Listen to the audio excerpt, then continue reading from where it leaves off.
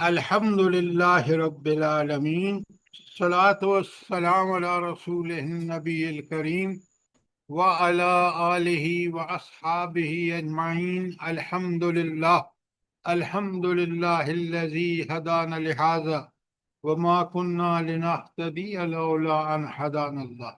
رب اشرح لي صدري ويسر لي أمري واحلل عقدة من لساني يفقهوا قولي. آمین یا رب العالمین۔ کل ہم نے آیت 7 تا 12 پڑھی ہے، تو سب سے پہلے تو اس کے بارے میں کچھ سوالات ہوں گے تاکہ ہمیں اندازہ ہو کہ آپ ان چیزوں کو پڑھ رہے ہیں یا نہیں، لیکچر کے بعد آپ ریوائز کرتے ہیں یا نہیں۔ اچھا، ایک بات بتائیں، ان 7 تا 12 آیات میں کس چیز کا ذکر ہے خاص طور پر؟ جلدی بتائیں فرشتوں کے دعاؤں کا، جی۔ فرشتوں کی دعاؤں کا جو اہل ایمان کے لیے کرتے ہیں۔ تو یہ جو اہل ایمان کے لیے دعائیں کرتے ہیں، یہ کس حوالے سے بتایا گیا اس زمانے میں جب یہ صورت نازل ہو رہی تھی؟ دیکھیے، آپ کو پوری طرح پتہ ہونا چاہیے، یہ آدھی بات جو ہے نا، قرآن اللہ کی وہ کتاب ہے جس کے بڑے پہلو ہیں، لیکن کچھ پہلو ایسے ہیں جو سمجھے بغیر بات نہیں بنتی۔ اگر آپ دیکھیں تو اس سے پہلے آیت 4 تا 6 میں بڑے غور سے سنیں آپ، وہاں کافروں کا انکار کی وجہ سے جو ان کی بری حالت ہوگی یوم آخرت کو، اس کا بڑی تفصیل سے 2 آیتوں میں بیان ہے، اور 7 سے شروع ہوتا ہے کہ اب یہ صورتحال کا کب ہے؟ جب قرآن نازل ہو رہا ہے، یہ 590 میں نازل ہونے والی صورت ہے، اور اس وقت مسلمانوں کا سخت اذیت میں مبتلا کر رہے تھے مسلمانوں کو کافر۔ کیوں؟ دعوت عام شروع ہو چکی تھی، اور میں نے کل آپ کو بتایا ہے، آپ کو اور مجھے بہت اچھی طرح پتہ ہونا چاہیے کہ دعوت عام کا کہاں ذکر ہے قرآن میں، جب اللہ تعالیٰ نے نبی کریم صلی اللہ علیہ وآلہ وسلم کو حکم دیا ہے کہ دعوت عام دو لوگوں کو، کہاں ذکر ہے؟ سورہ شعراء میں۔ نادرہ بابی ذرا آپ ہوش سے بات کریں۔ سورہ شعراء میں اہل خانہ کو، گھر والوں کو، اہل خاندان کو دعوت ہے۔ میرا سوال آپ سے ہے کہ جب عام لوگوں کو دعوت کا حکم دیا گیا، وہ کون سی آیت ہے؟ فَاصْدَعْ بِمَا تُؤْمَرُ وَأَعْرِضْ عَنِ الْمُشْرِكِينَ۔ جی، سورہ مدثر میں فَاصْدَعْ بِمَا تُؤْمَرُ وَأَعْرِضْ عَنِ آپ الْمُشْرِكِينَ۔ سب رہے ہیں نادرہ بابی؟ جی افضال صاحب۔ فَاصْدَعْ بِمَا تُؤْمَرُ وَأَعْرِضْ عَنِ الْمُشْرِكِينَ۔ اللہ اکبر، یہ ہے، اب بالکل ٹھیک کہا آپ نے، یہ سورہ الحجر کی آیت نمبر 94 ہے۔ اگر یہ نہیں پتا آپ کو سمجھنا کہ سیرت کو ساتھ میں نے آپ کو پڑھائی ہے، سیرت کہ نبی کریم صلی اللہ علیہ وآلہ وسلم کا جو نبوت کا پرسکون اور اطمینان والا دور ہے، وہ پہلے 3 سال ہے، نبوت کے پہلے 3 سال۔ اچھا، وہ پہلے 3 سال نبوت کے کیوں ہیں پرسکون اور اطمینان والے ہیں؟ اس لیے کہ نبی کریم صلی اللہ علیہ وآلہ وسلم نے سر عام دعوت دی نہیں، اور یہ جب سورہ حجر نازل ہوئی تو آپ صلی اللہ علیہ وسلم نے سر عام جب دعوت دی تو آپ دیکھیں مخالفت، ایسے گویا نبی کریم صلی اللہ علیہ وسلم نے بھیڑوں کے چھتے میں ہاتھ ڈال دیا ہے۔ اچھا، یہ اتنی مخالفت، شدید مخالفت کیوں کی کافروں نے؟ جلدی بتائیں۔ سر ان کو لا الہ پہ اعتراض تھا، ایک معبود نہیں ہونا چاہیے۔ سب آدھی بات مت کریں، آدھی بات مت کریں۔ اگر آپ شروع کی صورتیں پڑھیں نازل ہونے والی، تو آپ کو اندازہ ہوگا کہ وہاں یہ تو بتوں کی پوجا کرتے تھے، اور قرآن اس کو کھول کھول کے بیان کر رہا ہے۔ یہ سری شرک ہے، اور یہ بت کسی کام کے نہیں ہیں. یہ تمہارے ہاتھوں سے بنائے ہوئے بت جن کے سامنے تم جا کے رکھتے ہو چیزیں سجا کے، یہ تمہارے خدا ہو سکتے ہیں؟ عقل سے کام لو. لہذا یہ تھی وہ مخالفت کہ جس کے عرب کے جو مشرکین تھے وہ بفر گئے کہ یہ نبی کیا کہہ رہا ہے. ہمارے بتوں کی ان سے، ان کے خاندانوں سے عقیدت چل رہی تھی. دیکھیں نا، اب یہ چیزیں مجھے اور آپ کی سمجھ میں نہیں ہوئی تو قرآن کی صورت یہ ہمیں سورہ مومن سمجھ نہیں آ سکتی. اور آپ دیکھیں کہ قرآن نے کس طرح کھول کے بتایا ہے کہ یہ تو کافروں کا حال ہے، لیکن مومنوں کی تسلی کے لیے اللہ کہتے ہیں کہ یہ فرشتے جو تمہارے لیے دعائیں کر رہے ہیں وہ 7 تا 12 آیات میں موجود ہیں. آپ پڑھیں کتنی بڑی خوشخبری ہے ان مومنوں کو، کتنی بڑی اللہ تعالیٰ نے ڈھارس بندائی ہے کہ تم ان کی مخالفت کے اللہ رقم کام کرو. اللہ کے قریب ترین فرشتے جو اس کی عرش کو تھامے ہوئے ہیں وہ دعائیں مانگ رہے ہیں تمہارے لیے مغفرت کی. اور پھر آپ دیکھیں سبحان اللہ و بحمدہ، کیسی ہم قرآن کی تلاوت کرتے ہیں. اللہ رب العالمین کہتا ہے، فرماتے ہیں اللہ کہ دیکھو یہ جو ہے نا فرشتے تمہارے کس طرح دعائیں کر رہے ہیں. آیت 9 میں کہا کہ فرشتے کہتے ہیں اللہ سے بقہم سیئات، اے اللہ ان کو برائیوں سے بچائیے. اور پھر فرمایا وہ من تک سیئات، تک سیئات جو برائیوں سے بچا لیا گیا، یوم اذن فقد رحمتا، اس پر تو اللہ نے بہت بڑا رحم کیا قیامت کے دن. ذالک هو الفوز العظیم، یہ ہے سب سے بڑی کامیابی. کیا مطلب ہے سب سے بڑی کامیابی کون سی ہے؟ جلدی بتائیں. قیامت کے دن دوزخ سے بچ جانا اور جنت میں جانا. قیامت کے دن اللہ تعالیٰ جب انسانوں کو جنت میں بھیجے گا نا، وہ دائمی اور ابدی جنت. یہ دنیا چند روزہ، اللہ تعالیٰ قرآن میں کتنی جگہ کہتا ہے کہ لا یغرنک کفر الذی کفروا، ان کافروں کی چلت پھرت تمہیں کسی دھوکے میں نہ ڈالے. کیوں بلا دھوکے میں کیوں نہ ڈالے؟ یہ بہت عارضی ہے سر. یہ جو کچھ آج نیتن ہاؤ اور یہ اس کی پشت پناہ ٹرمپ کر رہے ہیں، یہ چند روزہ بات ہے. اس کی جو آج شہادتیں پا رہے ہیں غزہ کے مجاہدین، ان کو دیکھیں سیدھے جنت میں جاتے ہیں. تو یہ دنیا چند روزہ اور وہ جنت دائمی اور ابدی. یہ دنیا چند روزہ اور وہ جہنم جس میں یہ کافر پھینکے جائیں گے، وہ دائمی اور ابدی اور بے مثال اور لازوال عذاب کی جگہ.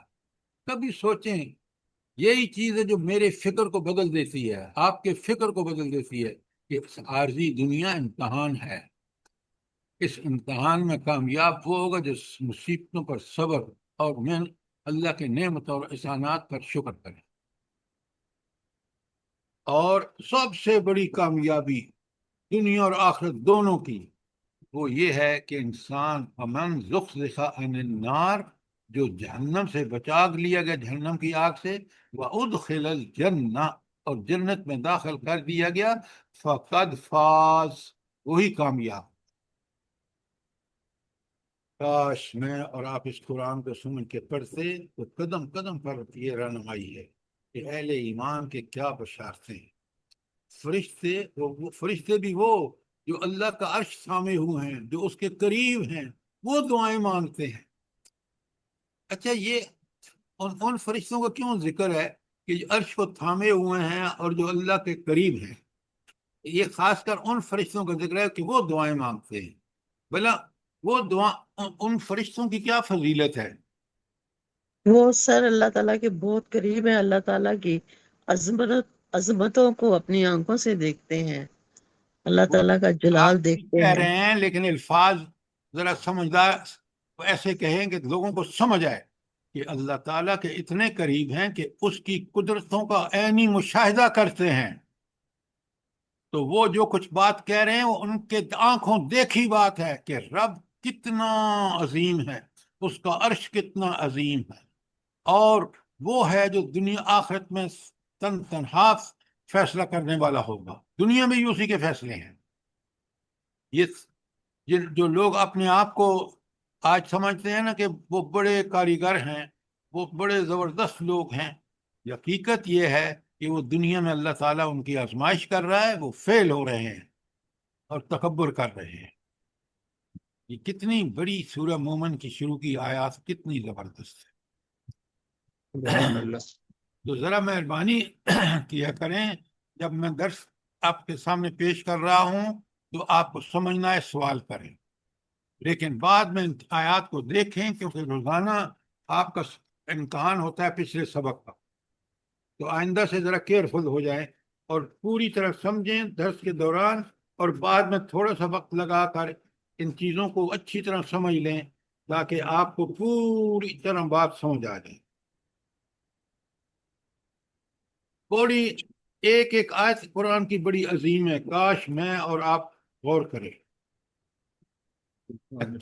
اب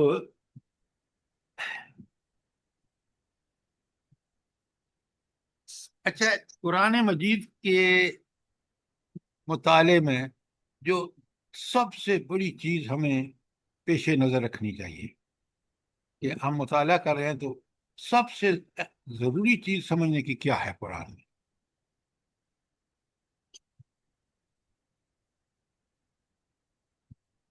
جلدی اللہ بتا۔ تعالیٰ بندے سے کیا چاہتے ہیں سر؟ بندہ کیا کرے، وہ یہ سمجھنا یہ چاہیے۔ ساری باتیں آپ اپنے تخمینے سے کہہ رہی ہیں، قرآن ہائے ہائے۔ اب بڑے غور سے سنیں اور مجھے بتائیں اگر میں غلط کہہ رہا ہوں۔ سب سے بڑا جو مطالعہ قرآن کا سمری ہے، جو واقعتاً مجھے اور آپ کو جب وہ چیز قرآن سے سمجھ آتی ہے، وہ ہے تعارف الہی، تعارف اپنے رب کا کہ کن قدرتوں کا مالک ہے۔ بھائی آپ شروع میں دیکھیں، اسی قرآن کی اسی آیت میں جو 3 آیتیں 2 اور 3 کیا صفات بیان ہوئی ہیں، اور اگر مجھے یہ پتہ ہو کہ میرا رب میرے دل کے حال سے واقف ہے، علیم بذات الصدور ہے، تو میں دل میں بھی اللہ تعالیٰ کے خلاف، اس کے حکم کے خلاف ذرا سی بات بھی نہ آنے دوں۔ کیوں؟ جس کو میں نے قیامت کے دن پیش ہونا ہے، اس نے فیصلہ فرمانا ہے، وہ میرے دل کی رازوں سے واقف ہے۔ تو اس قرآن کے مطالعے کا سب سے بڑا فائدہ یا سب سے بڑی چیز جو میرے اور آپ کے پیش نظر آنی چاہیے، وہ تعارف یا معرفت رب کتنا عظیم ہے، کتنا۔ یہ بات سمجھ آئیے نہیں آئی آپ کو؟ جی سر۔ جی سر۔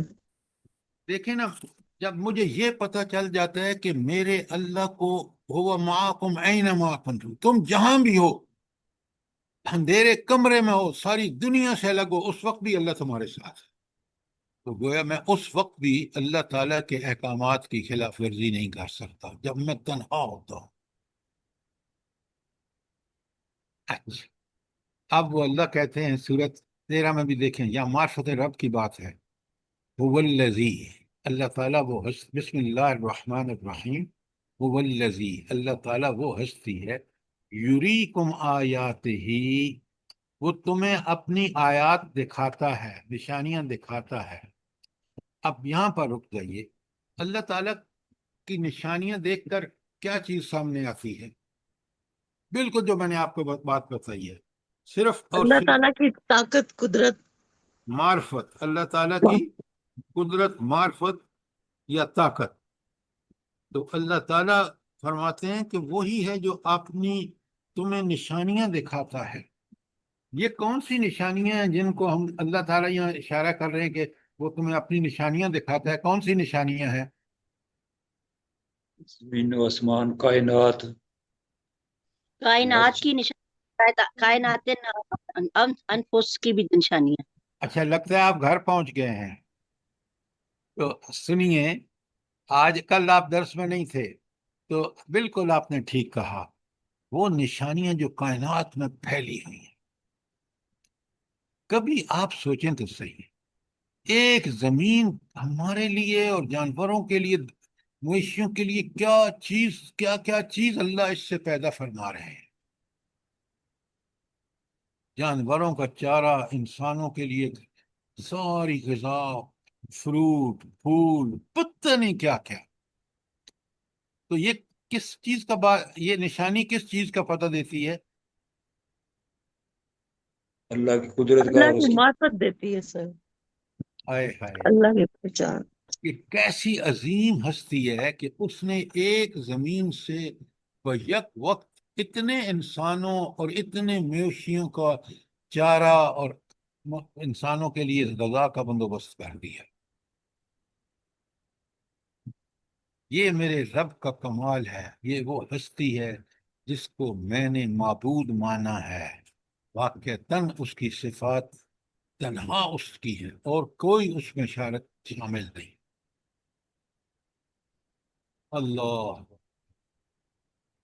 هو الذی یریکم آیاتہ، وہ اللہ ہی تو ہے جس نے تمہیں اپنی نشانیاں دکھاتا ہے.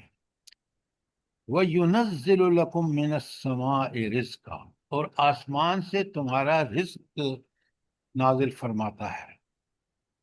ذرا غور کریں، اگر یہ بارش نہ ہو تو یہ زمین اگ سکتی ہے؟ بارش کا جو واٹر سائیکل ہے نا، آپ پڑھیں نا، آج کل 5ویں 6ٹھی کی کتابوں میں ہے کہ گرمی سے بخارات اٹھتے ہیں سمندر سے. سمندر کا پانی کتنا کھاری ہوتا ہے، لیکن وہ بخارات میں صرف اور صرف 100% پیور واٹر اٹھتا ہے، بخارات کی شکل اوپر اٹھتا ہے. ہوائیں اس کو لے جاتی ہیں، جہاں حکم ہوتا ہے پھر برستا ہے. اور جب وہ خیریت سے برستا ہے، سیلاب نہیں آتا، تو وہ زمینیں کتنی قسم کی سبزیاں، پھل، فروٹ، انسانوں کے لیے پتہ نہیں کس کس کے لیے غذا اگتی ہے.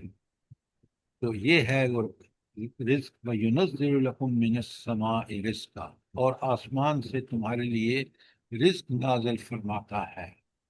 ذرا غور فرمایا، چند الفاظ لیکن رب کے کمالات اور اس کی منصوبہ بندی اور انسانوں کے لیے رزق کی فراہمی، ساری چیزیں آ جاتی. یہ تو دو ٹکڑے ہو گئے، هو الذی یریکم آیاتہ، اور دوسرا میں نے آپ کے سامنے کھول دیا، وَيُنَزِّلُ لَكُم مِّنَ السَّمَاءِ رِزْقًا، اور تیسرا حصہ ہے وَمَا يَتَذَكَّرُ، اس سے نصیحت وہی حاصل کرتے ہیں ان نشانیوں سے، اِلَّا مَن یُنِیب، صرف وہ شخص جو رجوع کرنے والا ہے. آپ اگر دیکھیں، غور کریں ذرا، کافر نہیں رجوع کرتا، صرف مومن کہتا ہے کہ یار یہ زمین، یہ آسمان، یہ سورج، یہ چاند، ستارے کس کا حکم مان کے اور میری خدمت گزاری کر رہے ہیں، ایک انسان کی. یہ صرف مومن سوچتا ہے. وہ وَمَا يَتَذَكَّرُ إِلَّا مَن يُنِيبُ، جو اس کی طرف توجہ دیتا ہے، اس کی قدرتوں کو دیکھتا ہے، پھر اس کو پہچان جاتا ہے، اس کو معرفت حاصل ہو جاتی ہے کہ میرا رب کتنا عظیم ہے، کتنا العلی الکبیر ہے. اللہ اللہ. اب آپ دیکھ لیں چھوٹی سی آیت جس میں کتنی باتیں بتا دی گئی ہیں، اور اللہ تعالیٰ کی حکمتیں، اس کی عظمتیں، اس کی قدرتوں کا کیسا بیان ہے.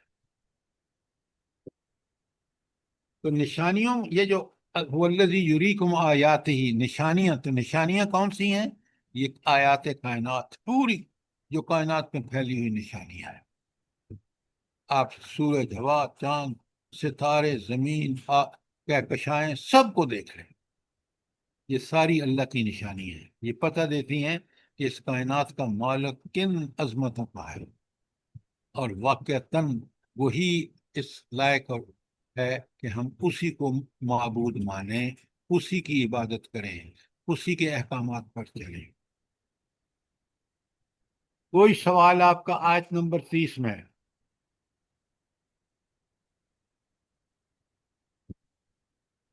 کوئی سوال نہیں ہے؟ شاباش، جلدی کرے.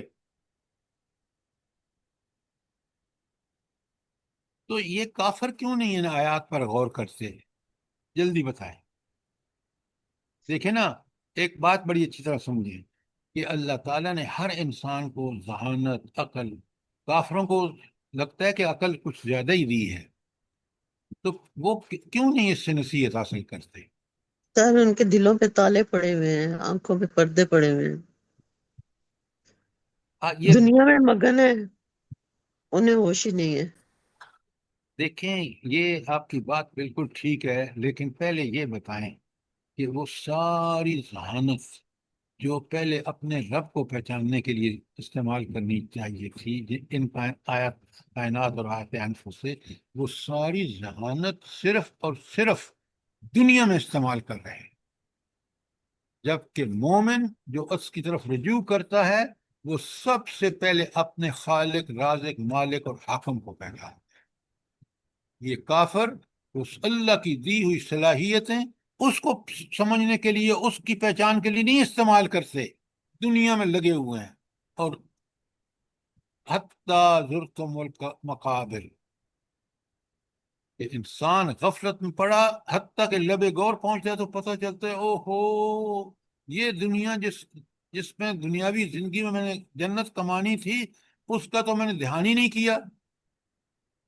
آپ کو پتہ ہے رازق اللہ ہے، یہ جو آپ اپنے اولاد کے رازق بن جاتے ہیں نا کہ جی وہ فلاں جگہ پڑھائیں گے فلاں، نہیں، یہ بالکل آپ کی جو صحیح اور جہد ہے اپنی جگہ، لیکن اللہ کا حکم ہوا ہے تو یہ سب ممکن ہے، ورنہ اللہ کے قبضے میں تو انسان کی سانس بھی ہے۔ تو رازق وہ ہے، اس نے رزق لکھ دیا ہے، تقدیر یہی ہے کہ اللہ کا ایڈوانس نالج جو پہلے سے پتہ ہے اللہ کو، اس نے لکھ دیا ہے کہ اس نے کیا پڑھنا ہے، کیا لکھنا ہے، کیا ڈگری لینی ہے، کیا کیوں، اس کا علم پورا کہ ماضی میں وہ کیا، مستقبل میں کیا کرے گا، وہ اللہ کو پتہ ہے، اس کے مطابق اس نے لکھ دیا ہے۔ آپ کو اور مجھے فکر ہونی چاہیے آخرت کی، اپنی بھی اور اولادوں کی۔ قُوا انفسکم واہلیکم نارا، یہ قرآن اتنا اللہ کی پیاری کتاب ہے کہ انسان کی عقل و ہوش کو بالکل ٹھیک ٹھیک استعمال کرنے کی دعوت دیتی ہے۔ تو یہ جو غفلت اور تعصب ہے نا، تعصب یہ کہ بس اپنی ایک پسند ہے ہماری، اسی پسند کے تعصب میں ہم لگے ہوئے ہیں۔ کاش ہم سب سے پہلے اس ذہانت اور اس عقل کو استعمال کریں کہ ہمیں کہاں سے آئے، کہاں جانا ہے، کب نقصان کیا ہوگا، فائدہ کیا ہوگا، دنیا جس میں رہتے ہیں اس میں انسانوں کے ساتھ کیا تعلق ہوگا، اپنے خالق کے ساتھ کیا تعلق ہوگا۔ یہ ساری چیزیں اسی وقت کلیئر ہوتی ہیں مجھے اور آپ کو، جب مجھے اور آپ کو معرفت الہی حاصل ہوتی۔ یہ تھی آپ کی آیت 13۔ اگر کوئی بھی سوال ہے تو ضرور پوچھیں۔ اب چلتے ہیں آیت نمبر 14 پر۔ سبحان اللہ و بحمدہ سبحان اللہ العظیم۔ اللہ تعالیٰ کہتے ہیں فَادْعُوا اللَّهَ مُخْلِصِينَ لَهُ الدِّينَ، بس اے انسان رجوع کر اللہ ہی کو پکارو، اللہ ہی کی طرف رجوع کرو، مخلصین لہ الدین، دین کو اس کے لیے خالص کرتے ہوئے۔ اگر بندے کی طرف سے دین ہوگا تو اطاعت ہوگی، اس کا معنی کہ خالصتاً اللہ کی اطاعت کرو، اسی کی عبادت کرو، اسی کے حکم مانو۔ اور اگر اللہ تعالیٰ کی طرف سے دین کا لفظ استعمال کریں گے تو پھر فرما برداری ہوگا کہ اللہ تعالیٰ کی، صرف اللہ کی فرما بردار رہو، ان بتوں، ان پیروں فقیروں میں وہ چیزیں مت تلاش کرو جو رب کے پاس ہے۔ اور اللہ کہتے ہیں فَادْعُوا اللَّهَ الْمُخْلِصِينَ لَهُ الدِّينَ، بس اللہ ہی کو پکارو، اپنے دین کو اس کے لیے خالص کر کے۔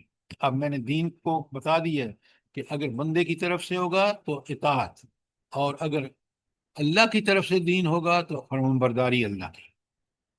وَلَوْ كَرِهَ الْكَافِرُونَ، خواہ یہ فعل کافروں کو کتنا ہی برا لگے، کیونکہ کافر جو ہے وہ تو غیر اللہ کی پوجا کر رہا ہے اس نے تو اللہ کا انکار کر دیا ہے، اور اس کو تو یہ بری چیز لگے گی کہ تم اس اللہ کا جس کو وہ مانتے ہی ہیں اس کا کہ آپ فرما برداری کر رہے ہیں، اس کی اطاعت کر رہے ہیں۔ تو اللہ تعالیٰ اس وقت اپنے نبی کے ذریعے صحابیات کو بتا رہا ہے، اور قرآن قیامت تک کے لیے ہے۔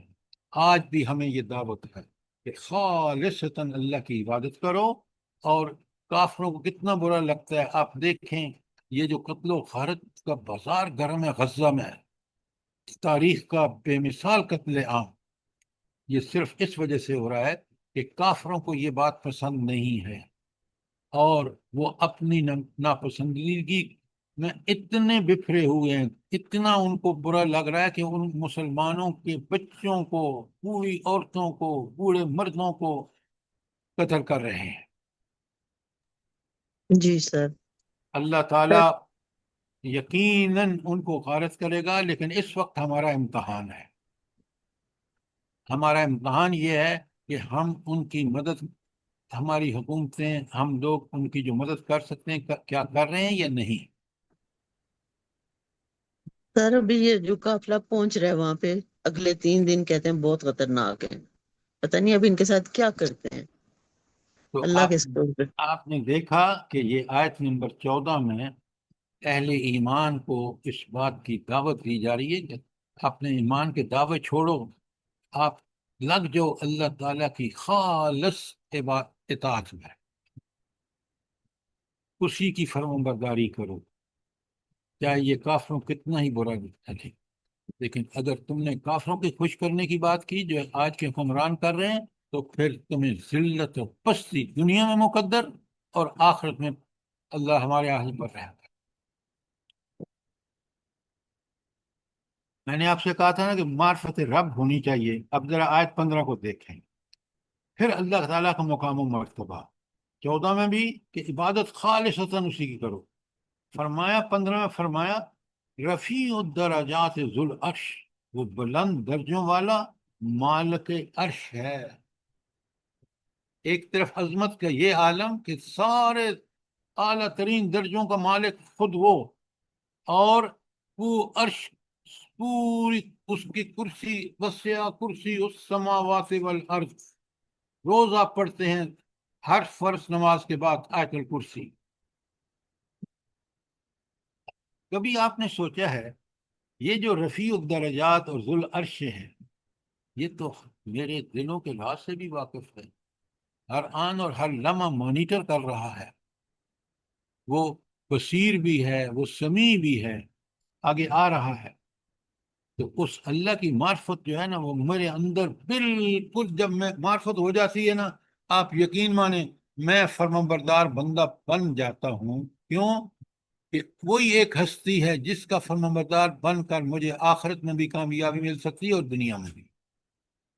اگر میں نے آج جیسے مسلمان امت کر رہی ہے، حکومتیں کر رہی ہیں، ذلت اور پستی کی انتہا دیکھیں، اینٹ سے اینٹ بجا دی اس نے قطر کی، سارے مسلمان سربراہ وہاں جمع، اور ایک ڈھنگ کی قرارداد بھی نہیں پاس کر سکے۔ آپ کی دیکھ لیں آنکھوں کے سر، سامنے ہے۔ اتنے بزدل ہو گئے ہیں۔ اس لیے کہ وہ کافروں سے ڈرتے ہیں، ان کو ڈر ہے۔ تو آج کی ٹیکنالوجی سے جو نیشن ہاؤ کو امریکہ دے رہا ہے، اللہ سے وہ نہیں ڈرتے۔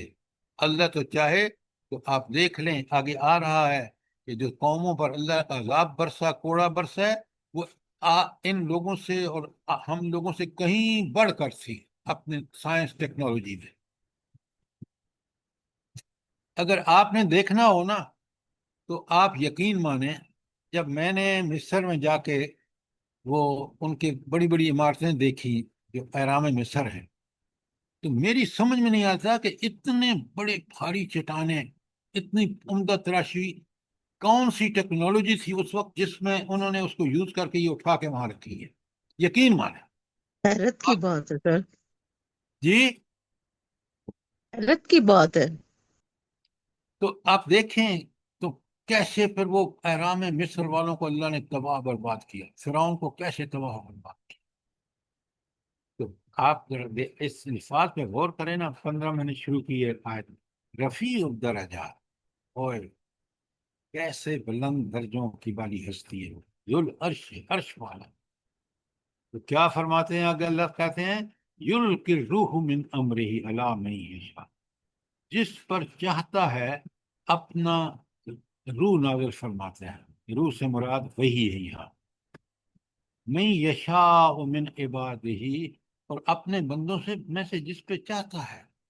ذرا غور فرمائیں کہ اللہ تعالیٰ اس میں بالکل پابند نہیں ہے کسی بات کا، کہ وہ صرف اپنی مرضی سے جس کو چاہتا ہے. اچھا، یہ اگر آپ تھوڑا سا غور فرمائیں نا، یہ جو بنی اسرائیل تھے نا، وہ کہتے تھے جی دیکھیں سارے نبی ہمارے درمیان ہی آئے، بھائی حضرت یعقوب ہوں، حضرت یوسف ہوں، ان کے پھر آگے اولاد ہو، سب چلتے چلتے حضرت عیسیٰ پر ختم ہوئی ہے. اس کے بعد کیونکہ اللہ نے وہاں نبوت کا وعدہ فرما لیا حضرت اس ابراہیم کے ساتھ کہ میں تمہاری اولاد میں. اب اللہ تعالیٰ نے آخری نبی بنی اسماعیل میں جو حضرت آدم، حضرت ابراہیم ہی کی دو اولاد میں سے ان پہ دے دی. تو اللہ کہتے ہیں یہ تم نے کیا رٹ لگا رکھی ہے کہ انبیاء ہمارے یہاں ہی ہوں گے بنی اسرائیل کو؟ میں جس کو چاہتا ہوں نبوت کے، میں نے محمد رسول اللہ صلی اللہ علیہ وسلم کو چنا، اس لیے کہ میرے خلیل ابراہیم نے دعا کی تھی 2500 سال پہلے جب آپ نے کعبۃ اللہ کی تعمیر کی، تو ربنا وابعث فیہم رسول من انفسہم، اے اللہ ان مکے والوں میں سے ایک نبی بھیج. ذرا سوچیں کہ ان الفاظ کے پیچھے پوری تاریخ ہے. اچھا، یہ وحی کیوں نازل کر اللہ تعالیٰ کیوں نہیں وحی نازل کرتا ہے جس بندے پر چاہتا ہے؟ اس وحی کا مقصد کیا ہے؟ انسانوں کی ہدایت سر. لِيُنذِرَ يَوْمَ ڈاکٹر صاحب اب آیت کو آپ پڑھیں نا آگے، زمانی مت ٹھوکیں. لِيُنذِرَ يَوْمَ الطَّلَاقِ، لِيُنذِرَ یوم الطلاق، وہی اس لیے نازل ہوتی ہے تاکہ وہ ملاقات کے دن سے خبردار کرے. یہ ملاقات کا دن کون سا دن ہے؟ آخرت کا دن. قیامت کا. آپ ایسی لفظ استعمال کرتے ہیں جو اس معنی کو، یہاں طلاق کا مطلب ہے وہ دن جب بندہ اللہ کے سامنے پیش ہوگا، ملاقات ہوگی اور حساب و کتاب دے گا. ایسا حساب و کتاب کہ چھوٹے سے چھوٹا وَمَن يَعْمَلْ مِثْقَالَ ذَرَّةٍ خَيْرًا يَرَى، ذرہ برابر برائی کی ہوگی تو وہاں پائے گا، ذرہ برابر نیکی ہوگی تو وہ پائے گا. اور جب اعمال نامہ اس کے ہاتھ میں دیے گا جائے گا تو سورہ کاف میں انسان کہے گا اللہ یہ کیسی کتاب ہے، اس نے نہ تو کوئی چھوٹی چیز چھوڑی ہے نہ بڑی چیز اس کے اندر درج ہے. میں نے بری نگاہ سے بھی دیکھا تو وہ بھی یہاں درج ہے. میں نے اگر راستے سے کانٹا ہٹایا اللہ کے لیے تو وہ بھی درج ہے. یہ دیکھیں، ان چھوٹی چیزیں نہ سمجھیں. لِيُنذِرَ تاکہ لوگوں کو ڈرائے، آگاہ کر دے. یوم الطلاق، وہ دن جب اللہ سے ملاقات ہوگی. اب پورے کو اگر سامنے رکھیں کہ ملاقات میں ہونا کیا ہے، تو یہ وحی کا مقصد بتا دیا کہ ساری وحی کا الٹیمیٹ مقصد یہ ہے کہ بندہ دنیا میں وہ اعمال کرے کہ تاکہ یوم الطلاق جب رب کے سامنے پیش ہو تو وہ خوش ہو جائے، اللہ اس کو انعام کے طور پر جنت دے. دنیا میں کام ایسے کرے گا تو اللہ نے گارنٹی دے دی کہ میں دنیا میں بھی اس کی تائید اور نصرت اور مدد کروں گا. ذرا غور فرمائیں. اب اس آیت 15 میں وہ اللہ جو اس درجوں کا اس عرش پر اس کا دور اقتدار قائم ہے وہاں سے آرڈر کر رہا ہے، اس نے وحی کا سلسلہ شروع کیا اور وحی میں اپنی مرضی لوگوں کو بتائی کہ تم جو ہے اس وحی کے ذریعے میری مرضی معلوم کرو. اللہ کی مرضیات کیا ہیں کہ کون سی چیز تمہیں کرنی ہے دنیا میں جو تمہارے لیے فائدہ مند ہوگی، اللہ کے لیے نہیں. کون سی چیز سے منع کیا تاکہ تمہارا فائدہ ہو وہ بھی بتا دیے. تو قرآن نے کھول کھول کے آیات مبینات ہیں، قرآن کتاب مبین ہے. سوچیں ذرا کہ ہم نے اس کے ساتھ کیا، اس کتاب کے ساتھ وہی سلوک کیا جو اللہ چاہتا ہے، جو ہمارا معبود چاہتا ہے؟ کوئی سوال آیت 15 کے بارے میں؟ شاباش.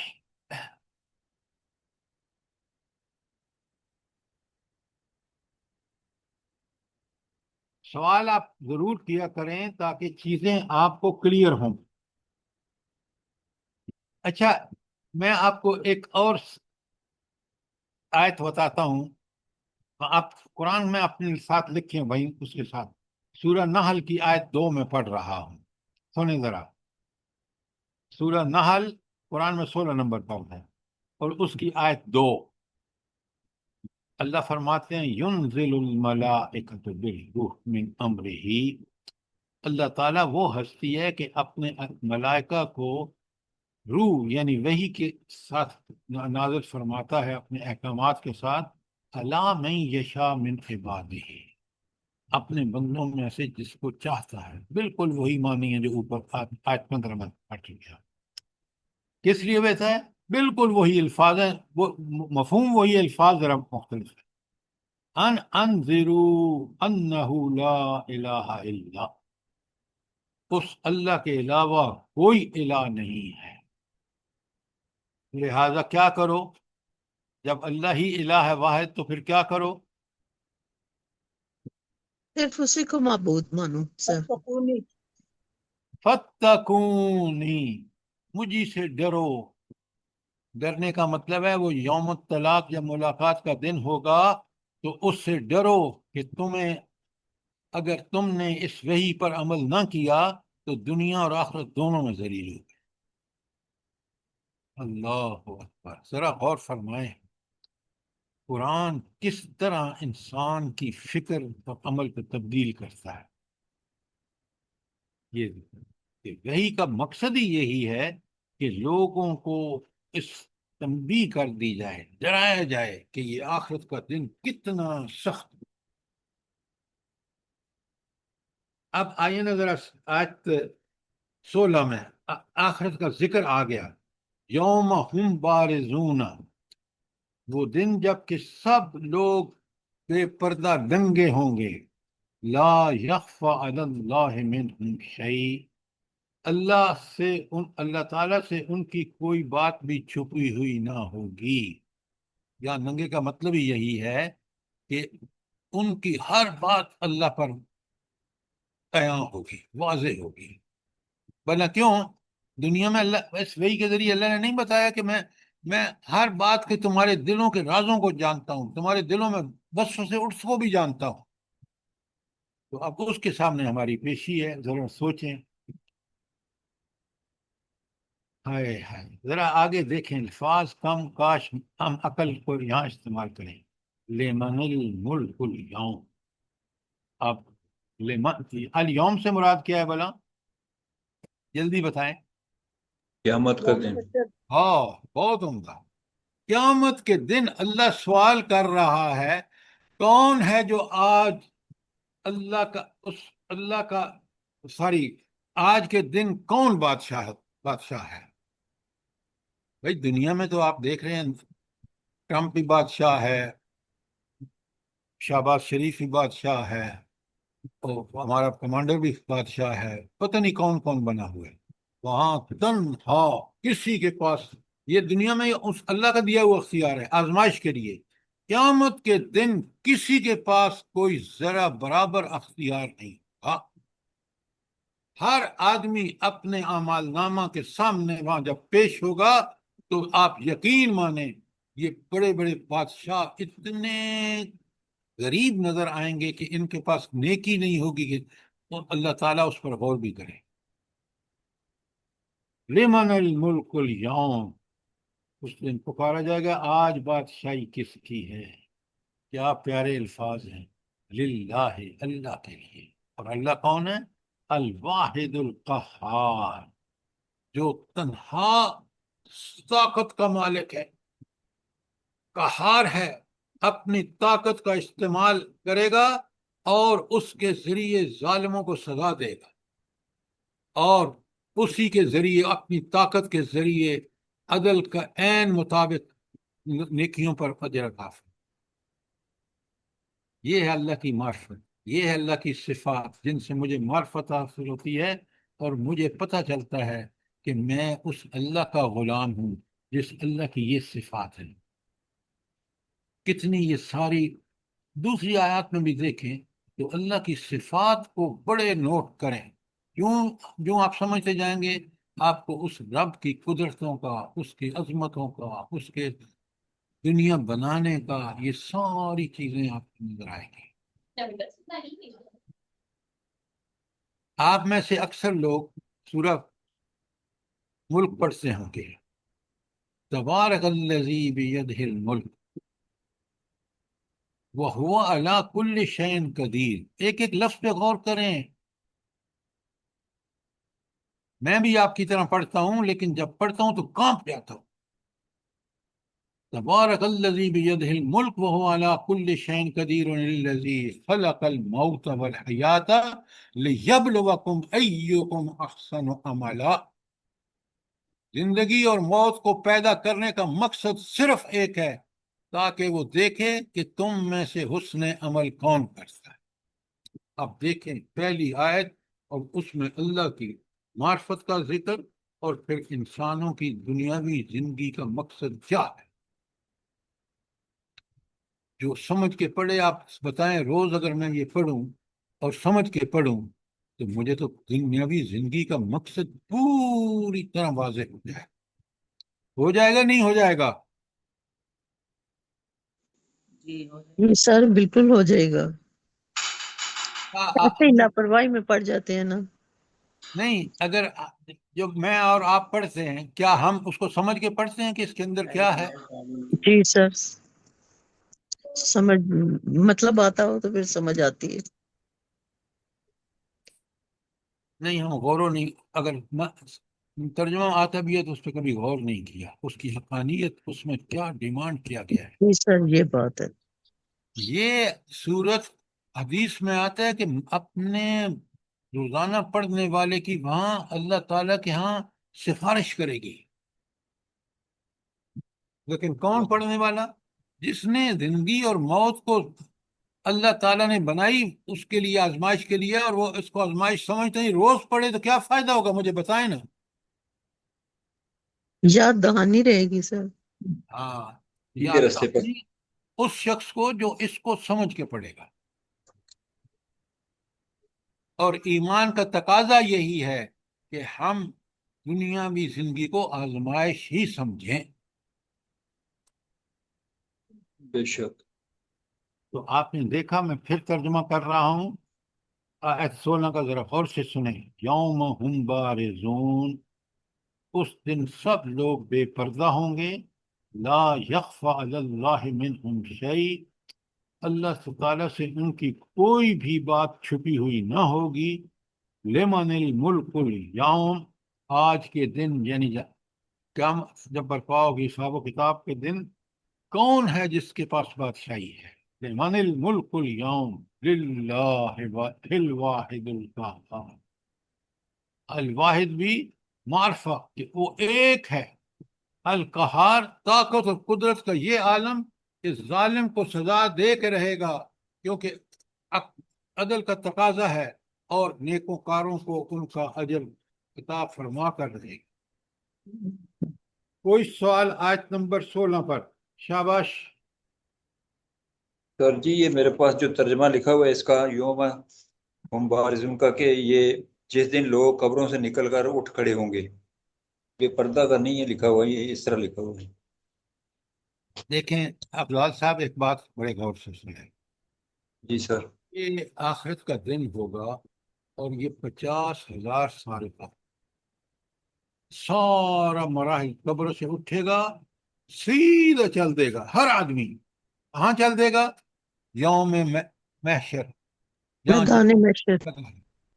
پھر وہاں حساب کتاب ہوگا۔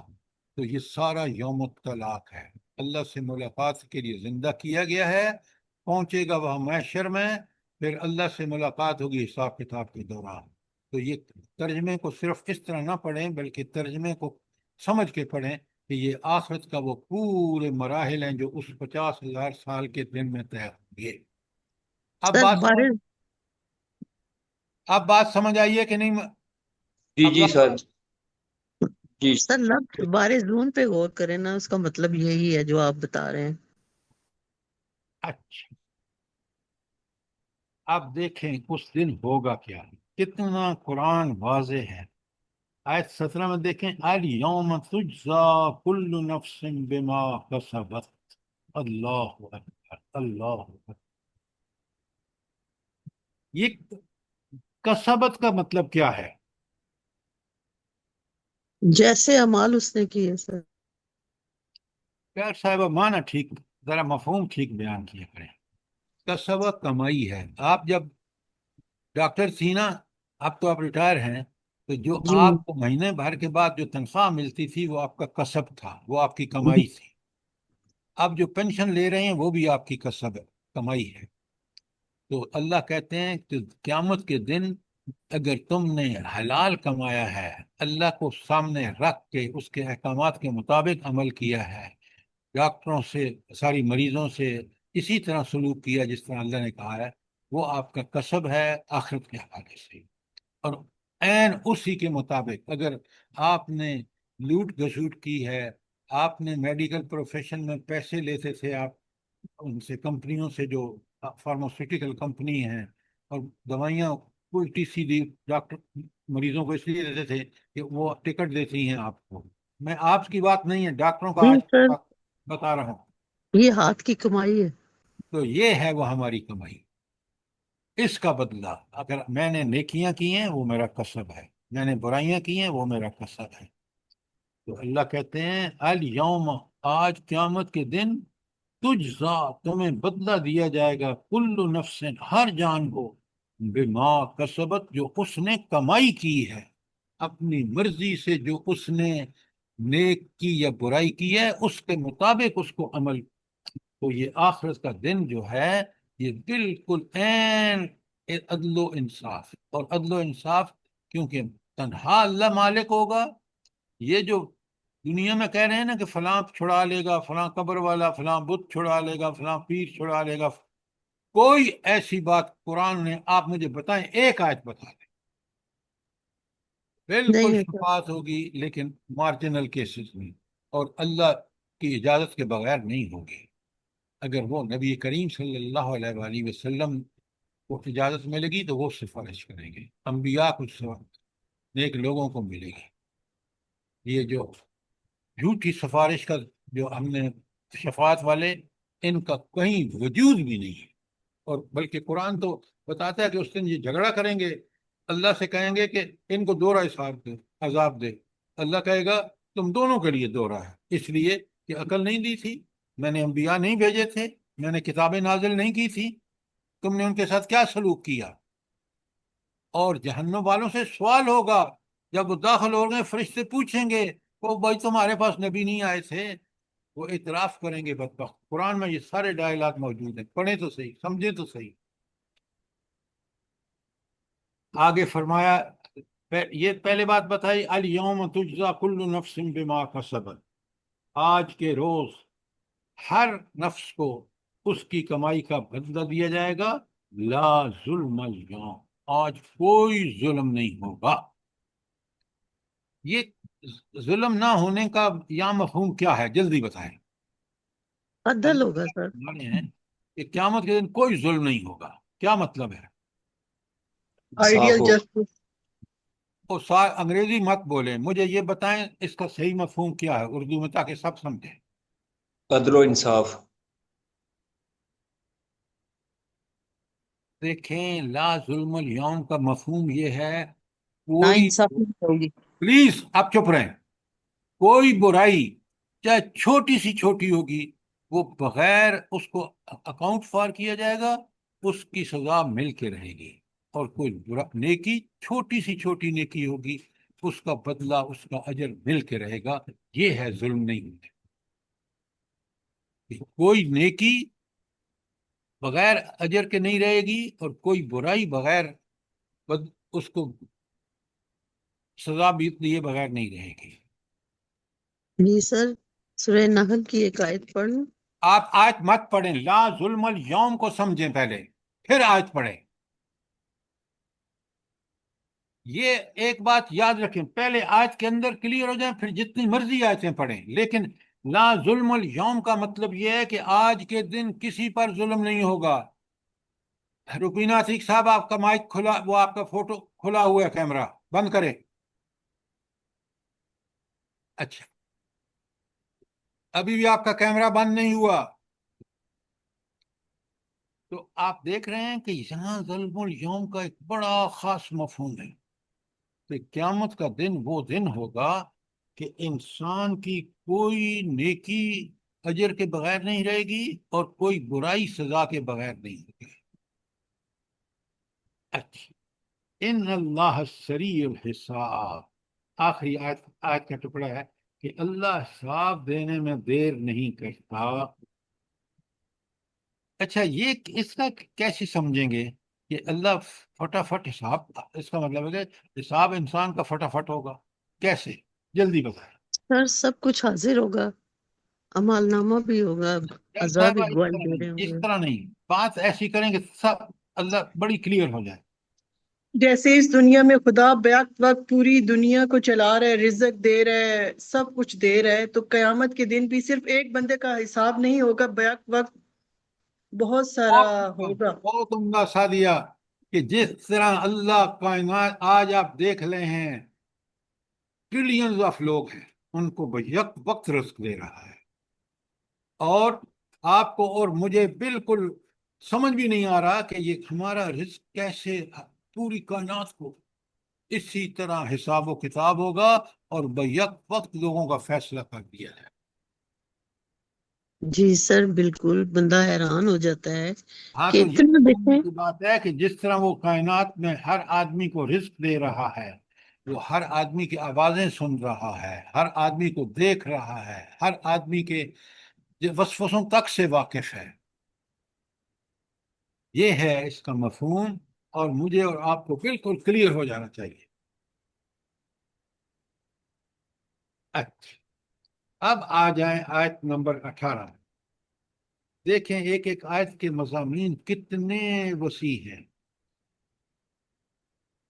ہائے ہائے، یہ آیت تو آج میرے اور آپ کے لیے بڑی الارمنگ ہے۔ اللہ فرماتے ہیں وَانذِرْهُمْ يَوْمَ الْآزِفَةِ، اے نبی ڈرو ان لوگوں کو اس دن سے جو قریب آ لگا ہے۔ حضور نبی کریم صلی اللہ علیہ وآلہ وسلم کو گئے ہوئے دنیا سے زمانہ ہو گیا ہے، اور آج لگتا ہے کہ فی الواقعی جو اس وقت بات کہی گئی، آج پتہ لگتا ہے کہ اب بڑی قریب ہے۔ آپ دنیا کے حالات دیکھیں نا، کہ اللہ تعالیٰ نے، کہ رسول صلی اللہ علیہ وسلم نے جو پیشگوئیاں جنت کے بارے میں، ساری قیامت کے وقوع کے بارے میں کی ہیں، وہ ساری پوری ہو چکی ہیں۔ دجال کا دجالی تہذیب جوبن پر ہے، اور ایسا لگتا ہے کہ دجال کو بھی آنے میں کوئی دیر نہیں ہے۔ تو اللہ کہتے ہیں اس وقت، قرآن اس وقت کا وَانذِرْهُمْ، ان سب مومنوں کو ڈرائیے، کافروں کو، یوم الآزفہ، اس دن سے جو قریب آ لگا ہے، اور اب واقعی لگتا ہے کہ وہ قریب آ لگا ہے۔ لگتا ہے نہیں لگتا؟ جلدی بتائیں۔ جی سر، لگتا ہے ظلم کی انتہا ہے آج کل۔ انتہا ہے۔ بالکل سر، جو حالات ہیں اس سے لگتا ہے کہ قیامت بالکل نزدیک ہے۔ تو پھر مجھے اور آپ کو کیا کرنا چاہیے؟ اس کی تیاری کرنی چاہیے۔ چاہیے، اس اللہ کے جو فرائض، اس نے جو واجبات، جو سنتیں رسول صلی اللہ علیہ وسلم کی ہیں، ان پر من و ان عمل کرنا چاہیے۔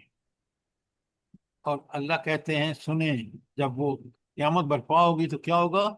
اِذَا الْقُلُوبُ لَدَيَّ الْحَنَاجِرَ كَاظِمِينَ، جب کلیجے منہ کو آ رہے ہوں گے اور لوگ چپ چاپ ہم کے ہونٹ پیے کھڑے ہوں گے۔ یہ ہوگی کافروں کی صورتحال۔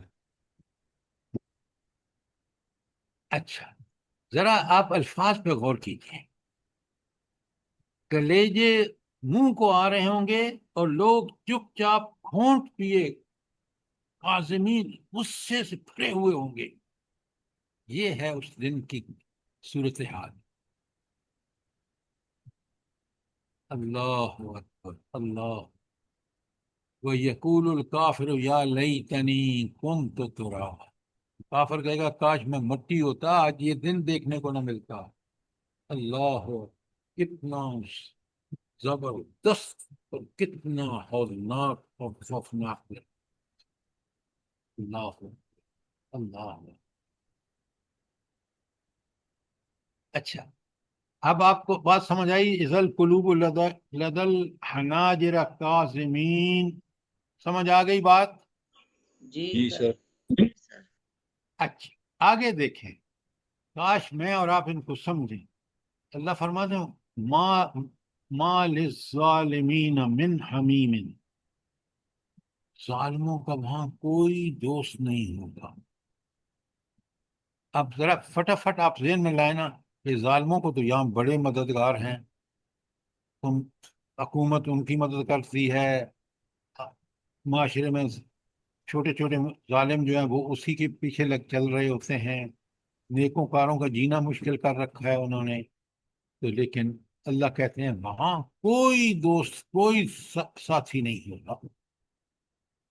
اور آگے ولا شفیع یطاع، اور کوئی شفیع سفارش کرنے والا ایسا نہیں ہوگا جس کی بات مانی جائے۔ یہ کافروں کا جو بالکل غلط نظریہ، کیسی اللہ تعالیٰ نے دو الفاظ میں لا شفیع یطاع، کوئی سفارشی نہیں ہوگا جس کی بات مانی جائے۔ ذرا غور فرمائیں کہ کتنا یہ جھوٹا گمان ہے لوگوں کا، ظالموں کا، کافروں کا، کہ فلاں چھڑا لے گا۔ حضور نبی کریم صلی اللہ علیہ وآلہ وسلم جو اللہ تعالیٰ کے سب سے پسندیدہ بندے ہیں، وہ اپنی پیاری بیٹی حضرت فاطمہ کو کہتے ہیں دنیا میں جو چاہے لے لو، آخرت میں تمہارے کسی کام نہیں۔ اور آپ کے سامنے قرآن میں کھول کے بیان کیا کہ حضرت نوح کا نافرمان بیٹا جو ایمان نہیں لایا وہ ڈوب رہا ہے، اور حضرت نوح کی پدری شفقت جاگتی ہے، دعا کرتی ہے، اللہ سے ڈانٹ آتی ہے کہ یہ تمہارے اہل میں سے نہیں ہے، اگر اہل میں سے ہوتا تو یہ ایمان لاتا، یہ تمہاری نبوت کا منکر ہے، یہ اللہ کا منکر ہے، اس کو عذاب مل کے رہے گا۔ سوچیں اس رب سے ہمارا معاملہ ہے، یہ کہاں کہ ہم نے حل رکھے ہیں مختلف فلسفے۔ دیکھیں سر کیسا کیسا ڈرایا ہوا ہے ان آیتوں میں، اور ہم لوگ کس خوش فہمی میں ہیں کہ ہم لوگ جی یہ کر لیں گے اور وہ کر لیں گے، کچھ بھی نہیں اس ذات کے آگے۔ آپ یہ دیکھیں کہ الفاظ کتنے کم اور معنی کتنے بڑے ہیں۔ ولا شفیع، کوئی شفاعت کرنے والا نہ ہوگا، یطاع، جس کی بات مانی جائے۔ ذرا غور فرمائیں، اور پیچھے والی جو آیات میں بتایا کہ ظالموں کو کا کیا حشر ہوگا، اور آخرت کا اس آیت میں بتایا کہ آخرت کا دن کتنا ہولناک ہوگا، سزا کے اعتبار سے، وارننگ کے اعتبار سے۔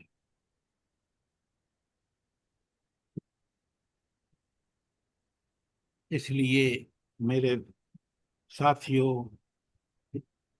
ضرور ہم قرآن کو برحق سمجھیں، اس لیے کہ یہ قرآن ہی برحق ہے۔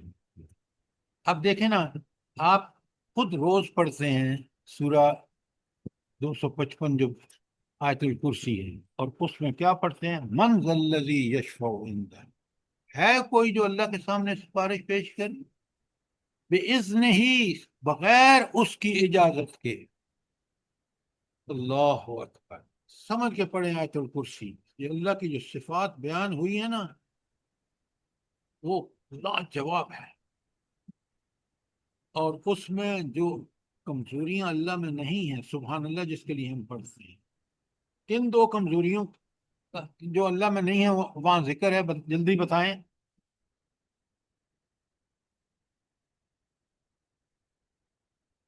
جلدی بتائیں، روز پڑھتے ہیں، آپ کو یاد ہے کون سی دو کمزوریاں ہیں جو اللہ تعالیٰ میں نہیں ہیں؟ سنۃ ولا نوم، اونگ نہیں آتی۔ شاباش شبانہ، لا نیند نہیں آتی۔ تاخذو سنۃ ولا نوم، یہ کمزوری ہے، وہ پوری کائنات کو الحی القیوم ہے، اگر اس کو اونگ آ جائے تو دنیا ادھر سے ادھر ہو جائے، لہذا وہ اور کم اللہ کو تھکاوٹ محسوس بھی نہیں ہوتی، اس کی حفاظت کرتے جی ذرا آپ آیت پڑھیں نا پھر مزہ آئے. فلا يؤوده حفظهما وهو ولا يؤوده حفظهما، یہ دو ہیں، تسبیح ہے وہ نقص جو اللہ میں نہیں ہے، باقی ساری کی ساری صفات الہی ہیں اور تسبیحات ہیں. اگر آپ اللہ کی معرفت چاہتے ہیں نا تو اس کو بڑے غور سے پڑھیں، سمجھیں. میں نے آپ کے سامنے اس کو ایکسپلین کیا ہے پہلے. تو آج وقت ختم ہو گیا ہے، ہم نے 12 13 14 15 16 17 اور 18 آیات پڑھی ہے.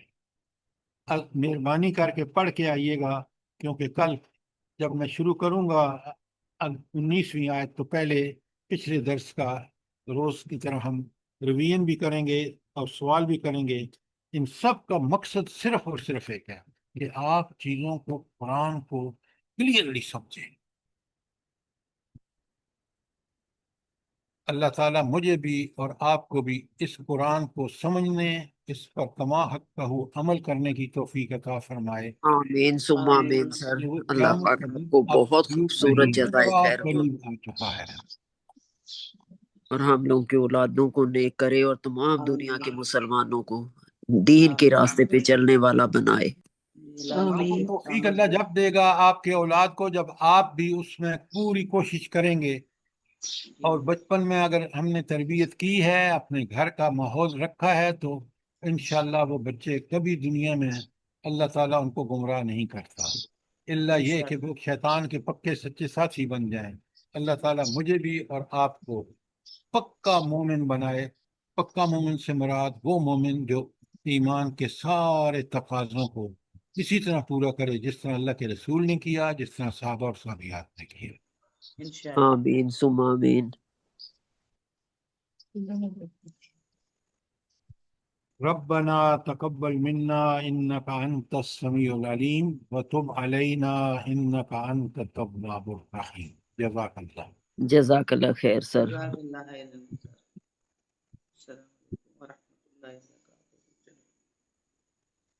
کوئی سوال، کوئی چیز کلیئر نہ ہوئی ہو،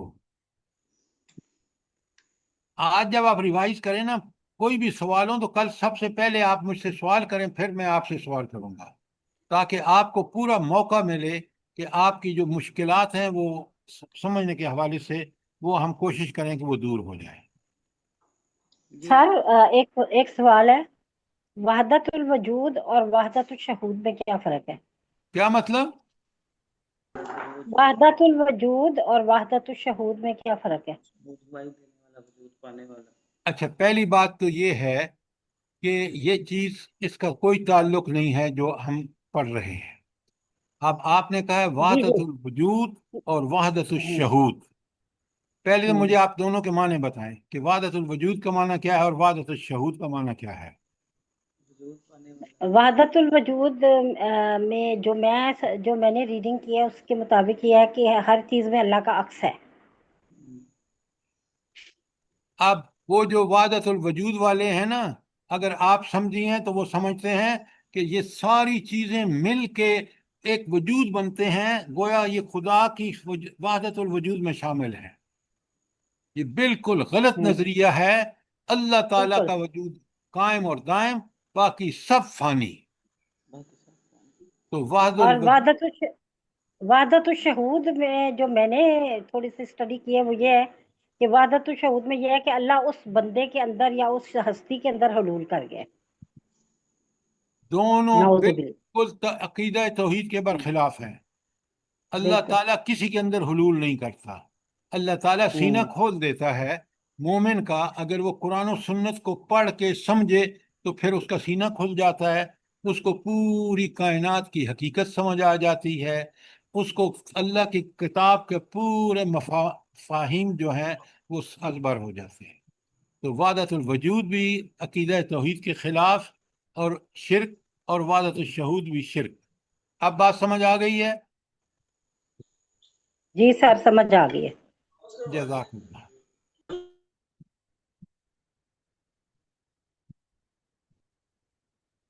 कोई और सवाल?